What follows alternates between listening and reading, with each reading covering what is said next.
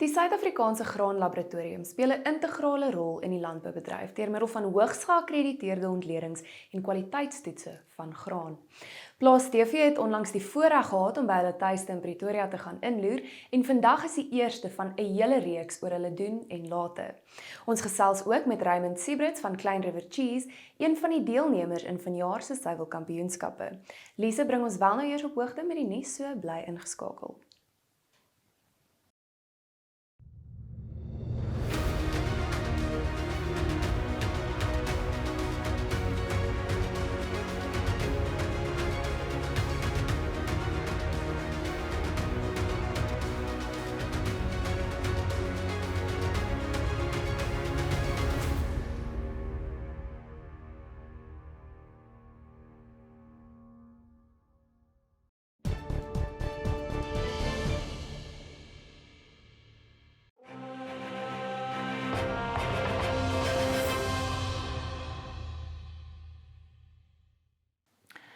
In today's news, according to TVK's interim results for the 6 months ended 28 February, revenue increased marginally by 0.2% from 3.83 billion rand to 3.84 billion rand.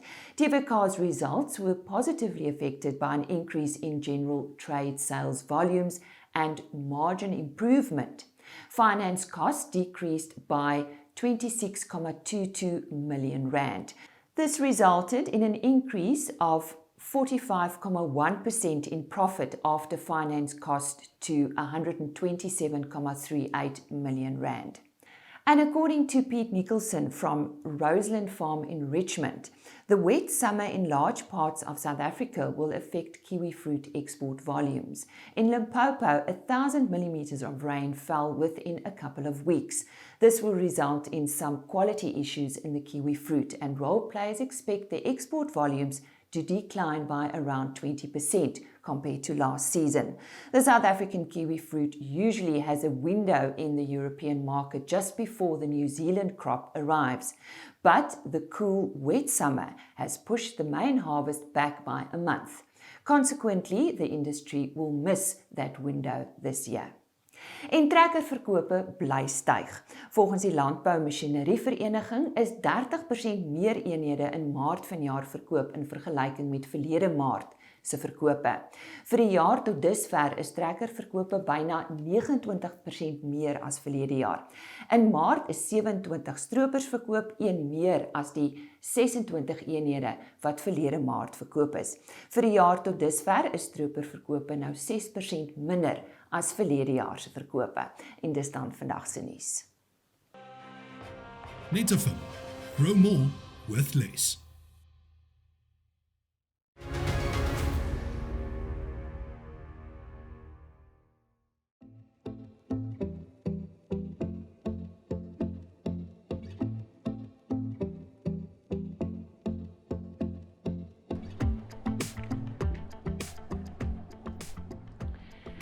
Plaas TV kuier vandag by die Suider-Afrikaanse Graanlaboratorium. Dis die tyd van die jaar wanneer koringkwaliteit-analises gedoen word en ons gaan so 'n bietjie meer daaroor uitvind. Kom saam met my.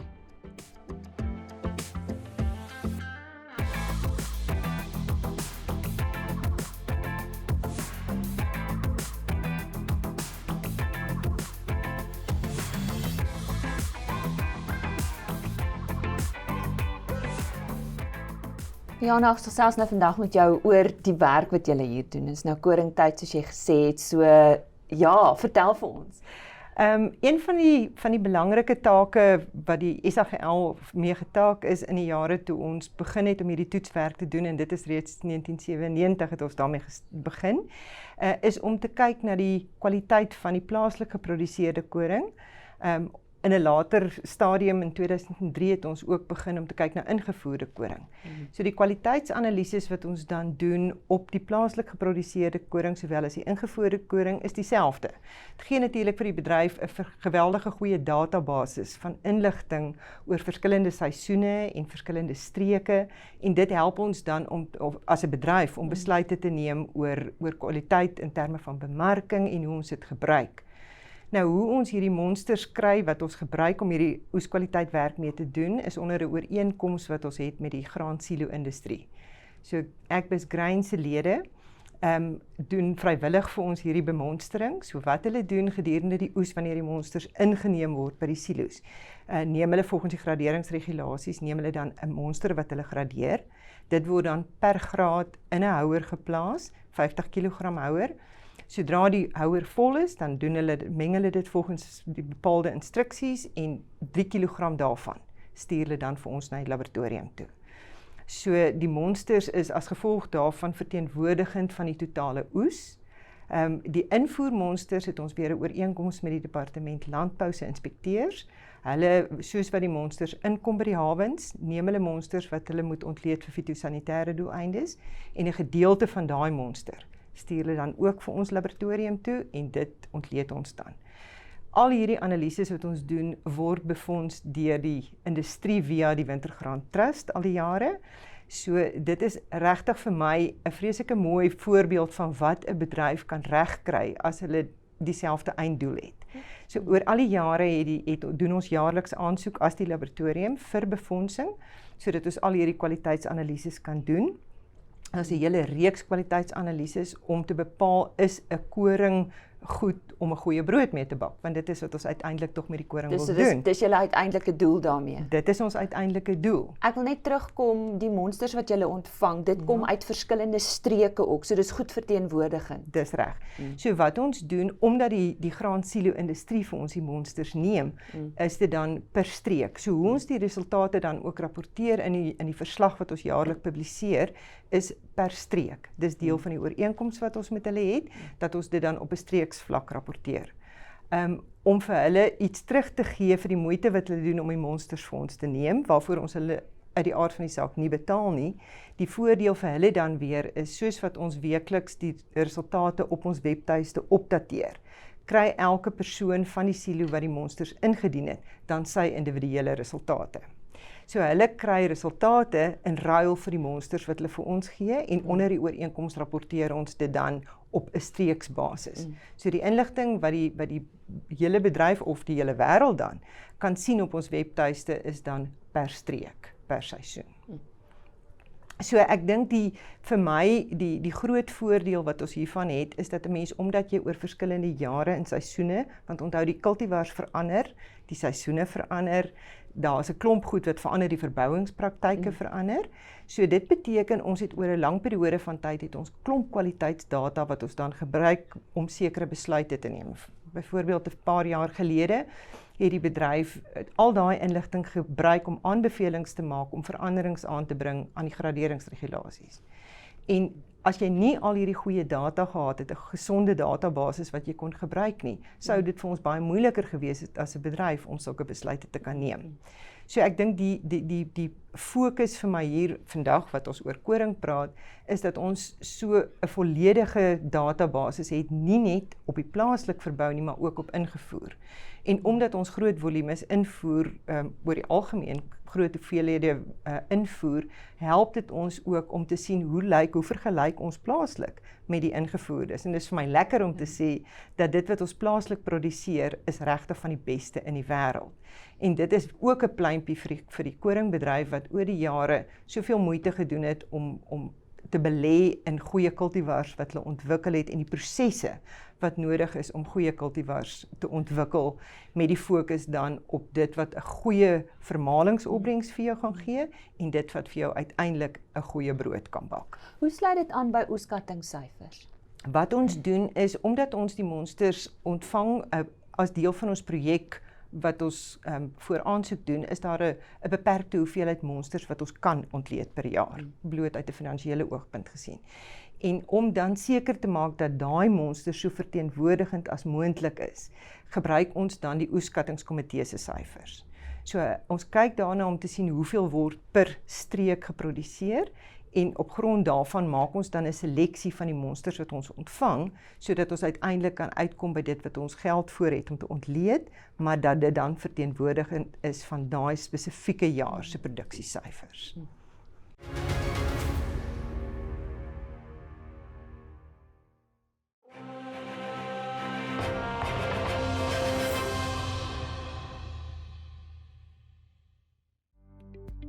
Goeiemôre kykers, in die termynmarkte vandag kan al gesien word dat wit en geel mielies verlede week effens kop opgetel het vir lewering in Julie. Pryse wat onderskeidelik 2.3 en 2.1% gestyg het. Horingprys het basies sywaarts beweeg week op week en is 0.2% laer, terwyl oliesade nog steeds effens swaar kry. Sonneblom se prys is af met 4.1%, terwyl sojabone se prys met 2.2% gedaal het. Goeie nuus na die prysstyging in die brandstofpryse verlede week is dat die olieprys effens gedaal het met 0.5% week op week en alle aanduidings is daar dat olie min of meer op hierdie prysvlakke gaan bly in die afsienbare toekoms. Die rand het versterk teenoor die dollar met 1%, 1.2% sterker teenoor die pond en met 0.2% verswak teenoor die euro. NutriFeeds, die formule vir sukses.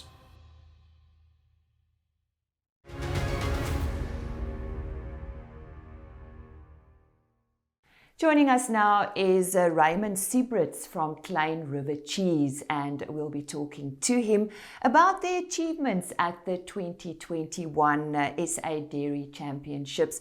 Raymond, yes, who is Kleinriver Cheese? Sure. Hi, thanks for having me on. Kleinriver Cheese is a small artisan cheese company in the Western Cape. We are near Hermanus, just outside of a village called Stanford in the beautiful Kleinriver Valley. We've been making hard and semi-hard cow's milk cheese for over 20 years on the same property, on the same farm, and are award-winning both South African and internationally. So we're very proud of what we do, and we're very proud to be a small family-owned business still. So do you use Jersey milk? Yes, all of our milk is Jersey milk, and we buy our milk from 2 exclusive contracted farmers nearby. So our milk haulage is also very, very small. Give us a few highlights. Tell us about your achievements. Highlights from a few decades. A decade ago, we won the best Gruyere style cheese in the world at the World Cheese Awards. 7 years ago, we won the best Grana in the world.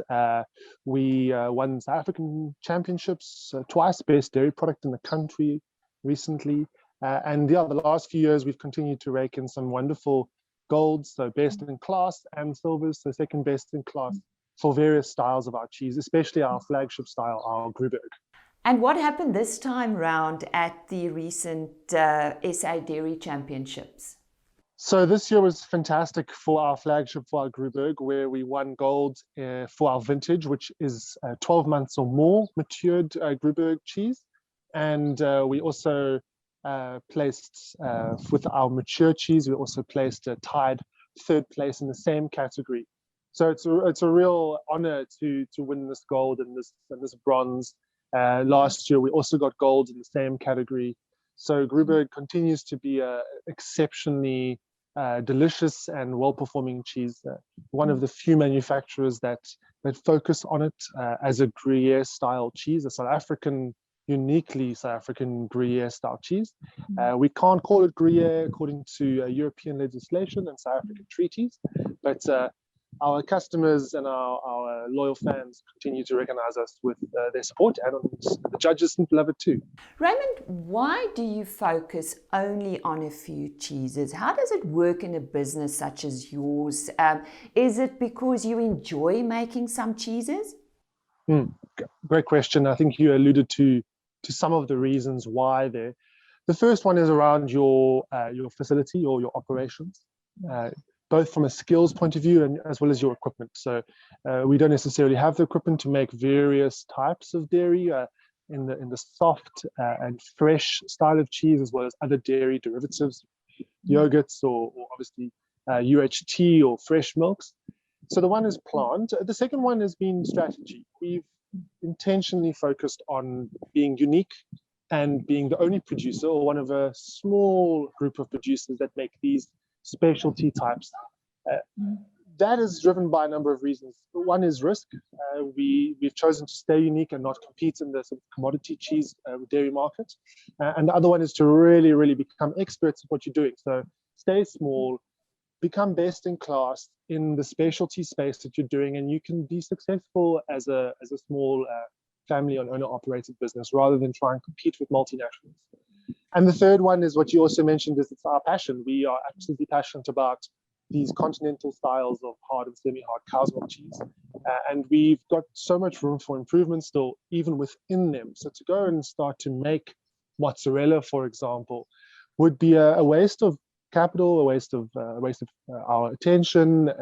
It would dilute our brand possibly, and put our business at a bit of risk. So we decided to stick to our knitting and do what we do best. Yes, what did happen during the lockdown and COVID-19? Have you managed to recover?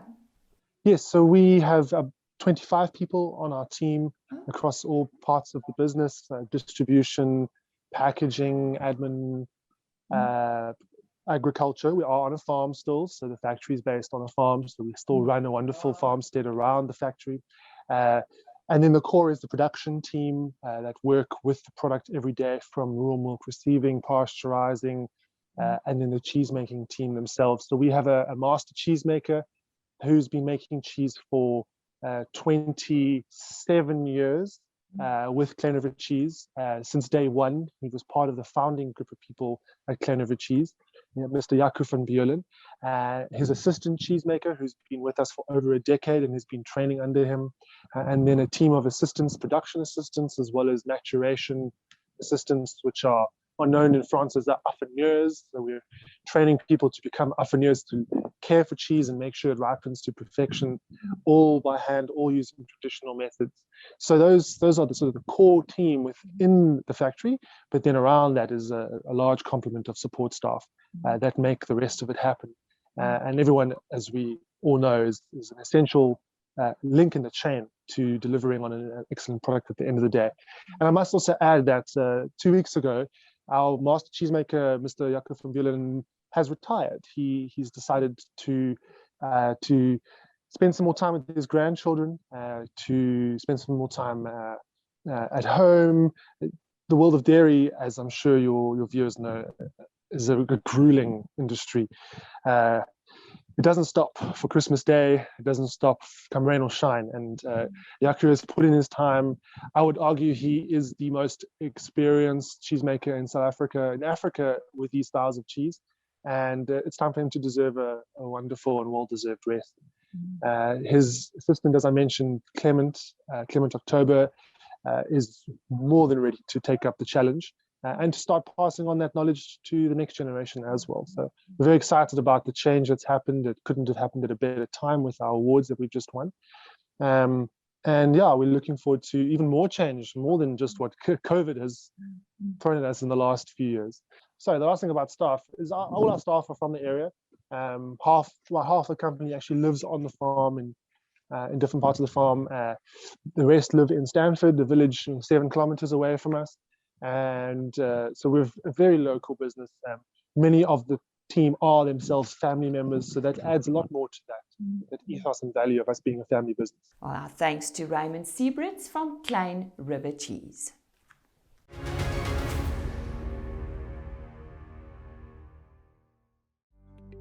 Hiermee die veilingskalender met die opkomende veilings. Ons skop die veilingskalender af op die 14 April met AG Bonsmara se 29ste produksieveiling by die Plaas Arcadia in Vrede. Die aanbod sluit in 70 bulle en 200 vroulike diere. En die veiling word aangebied deur Vleisentraal Ermelo. Dan op die 28ste April hou die Bonsmara Genepool hulle herfsveiling by die Vryburg skougronde. En die aanbod sluit in 55 bulle en 200 kommersiële vroulike diere. En die veiling word aangebied deur Noord-Kaap Lewende Hawe by die afslaer Teens Visser. En dis al vir die opkomende veilings. Tot volgende week. Totsiens.